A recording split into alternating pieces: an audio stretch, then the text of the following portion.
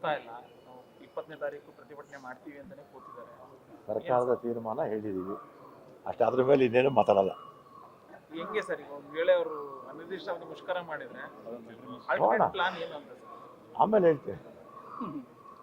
Sir, ಈಗ ಚಿನ್ನ ಸೇರಿದಂತೆ ಕೆಲ ಅಗತ್ಯತೆ ಮಾತ್ರ ಮಿತವಾಗಿ ಬಳಸಿ ಅಂತ ಪ್ರಧಾನಿ ಕರೆ ಕೊಟ್ಟಿದ್ದಾರೆ.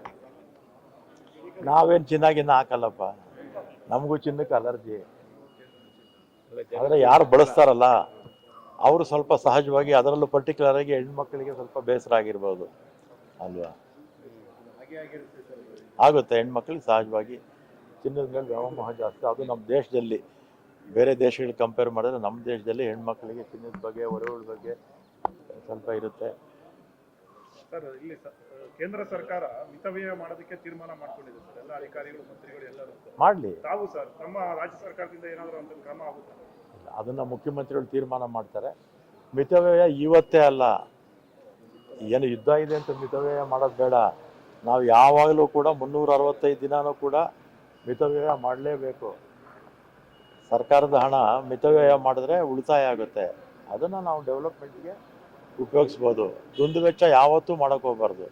ನಾನಂತೂ ಮೊದಲಿಂದಲೂ ಅಷ್ಟೇ, ಇವನ್ ನನ್ನ ದುಡ್ಡಿದ್ರೂ ಕೂಡ ದುಂದುವೆಚ್ಚ ಮಾಡೋಕ್ಕೆ ಹೋಗಲ್ಲ. ಸರ್ಕಾರದ ದುಡ್ಡಂತೂ ನಾನು ದುಂದುವೆಚ್ಚ ಮಾಡಿಸೋಕೆ ಹೋಗೋದಿಲ್ಲ.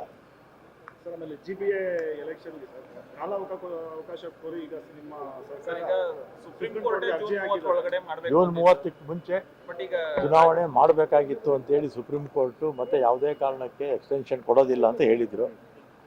ಈಗ ಅಬ್ಜೆಕ್ಷನ್ ಹೋಗಿದೆ, ಅಬ್ಜೆಕ್ಷನ್ ಹೋಗಿದೆ ಅಂತ. ನೀವು ಅದನ್ನು DK ಶಿವಕುಮಾರ್ ಅವ್ರನ್ನ ಕೇಳಬೇಕು. ಅವರು ಸಂಬಂಧಪಟ್ಟಂಥ ಮಂತ್ರಿಗಳು. ನನ್ನ ಮನಸ್ಸಲ್ಲಿ ಸಂಪೂರ್ಣ ನ್ಯೂಸ್, ಇದು ನೊಂದವರ ಧ್ವನಿ.